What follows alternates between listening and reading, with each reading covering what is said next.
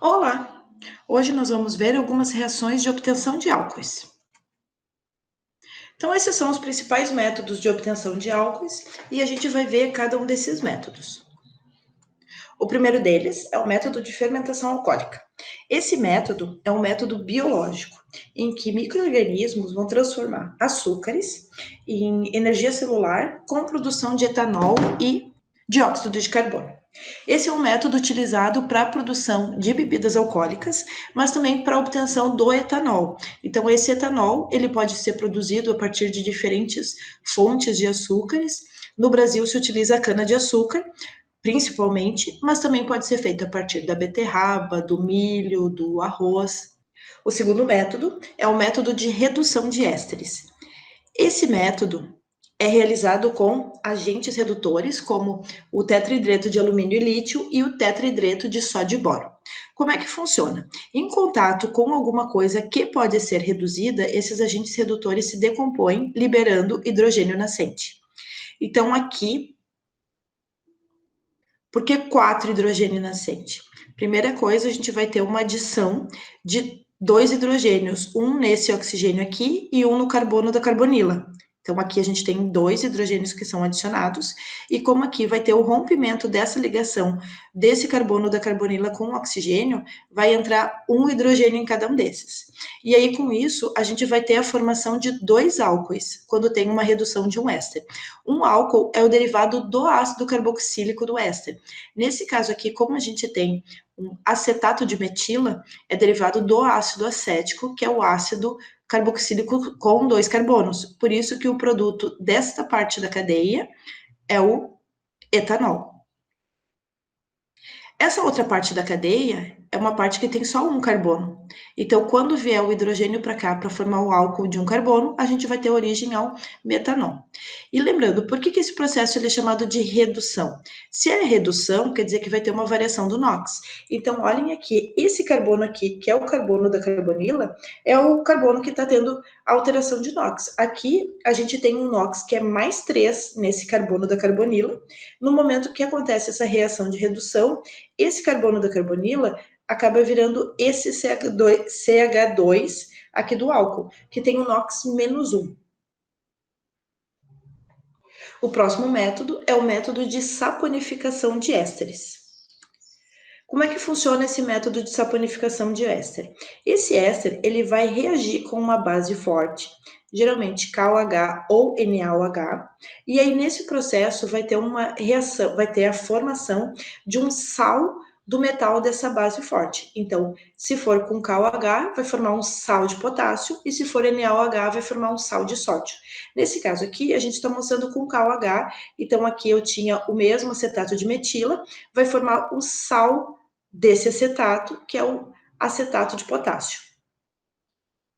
E essa parte aqui, que é a parte do resíduo, aqui é o que vai gerar o álcool. E essa reação, ela é chamada de saponificação de ésteres, justamente por essa reação aqui, que é uma reação de obtenção de sabão. E como é que ela funciona? A partir de um triglicerídeo, esse triglicerídeo pode estar presente em um óleo ou uma gordura.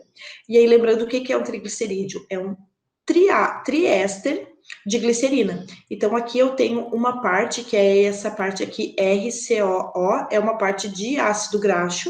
Então, eu vou ter 3 ácidos graxos, né, combinados, formando esse triéster do álcool glicerina. No momento que esse triéster reage com NaOH ou KOH, vai acontecer essa reação de saponificação, que é a formação dos sais de sódio ou potássio, nesse caso de sódio, mais o álcool dessa parte aqui, que é a glicerina. Esses sais aqui, eles são chamados de sabão por quê? Como eles vêm de óleos ou gorduras, então esse R são ácidos graxos, são longas cadeias carbônicas, e aí isso vai conferir na parte do R uma característica que vai ser uma característica apolar, e lipofílica, então vai ter afinidade com gorduras, afinidade com compostos apolares. Em compensação, a parte aqui do carboxilato vai ser uma parte polarizada, e aí essa parte ela vai ser compatível com água. E aí, por isso que se utiliza esse tipo de material para a fabricação desses compatibilizantes, que também são chamados de sabão. E o álcool formado no processo de saponificação de óleos ou gorduras é a glicerina. O próximo método é o método de hidrólise alcalina de haletos. Nesse método, a gente parte de um haleto orgânico, e esse haleto orgânico vai reagir com KOH ou NaOH e vai acontecer a substituição do halogênio, pode ser cloro, pode ser bromo, por hidroxila. E aí vai ter origem ao álcool daquele substituinte alquila desse haleto. Essa reação ela ocorre em meio aquoso. Se for uma reação em meio alcoólico, se esse KOH, ao invés de fazer uma solução dele em água, fizer uma solução em álcool, para daí fazer essa reação, aí o que vai acontecer aqui é uma deshalogenação e formação de alceno. Mas para a formação de álcool, esse KOH ou NaOH são preparados em meio aquoso e vai acontecer essa substituição do halogênio por hidroxila. O quinto método é o método de hidratação de alcenos. No método de hidratação de alcenos, a gente parte de um alceno e aí a gente vai adicionar água em meio ácido sulfúrico. Adicionar água significa adicionar hidrogênio e hidroxila. E como é que vai funcionar a reação de hidratação de alcenos? Ela vai seguir a regra de Markov-Nikov. Então, o hidrogênio vai para o carbono mais hidrogenado e a hidroxila vai para o carbono menos hidrogenado. Se a gente tivesse etileno como composto orgânico, seria formado o etanol. Nesse caso, como a gente tem o propeno, vai formar o álcool isopropílico. O sexto método é o método de hidrogenação de aldeídos e cetonas. Nesse método, a gente pode ter tanto a adição na forma de H2, e aí essa adição ela é chamada de hidrogenação catalítica, porque tu faz na presença de um catalisador heterogêneo, que pode ser níquel, paládio ou platina, e aí vai entrar um hidrogênio no carbono, da carbonila, e um hidrogênio no oxigênio da carbonila, formando o álcool. E ela também pode ser realizada na presença de agentes redutores, como tetraidreto de alumínio e lítio e tetraidreto de sódio e boro. E o que vai acontecer nessa reação de redução? Da mesma forma, vai ter uma adição no carbono da carbonila e uma adição no oxigênio da carbonila. Se a gente tiver um aldeído como esse, vai dar origem a esse álcool, que vai ser um álcool primário.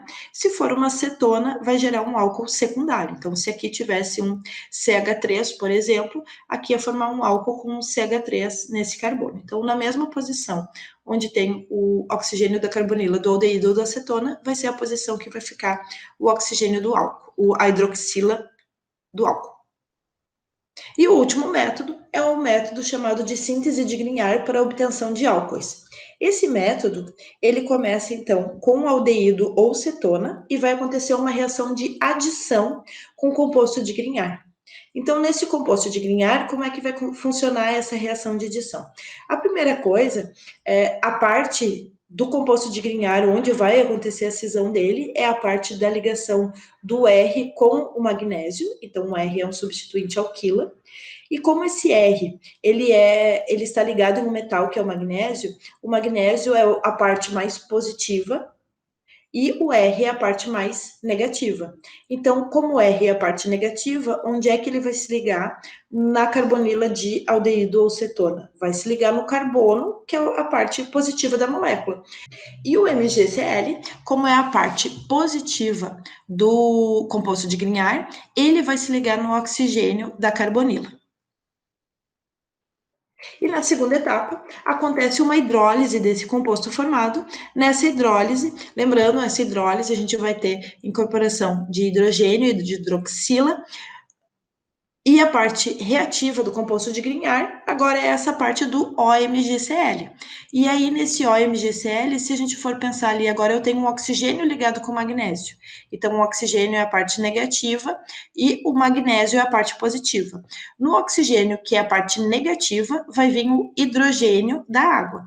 E no MgCl, que é a parte positiva, vai vir a hidroxila da água. Com isso, vai formar este álcool e vai formar MgOHCl.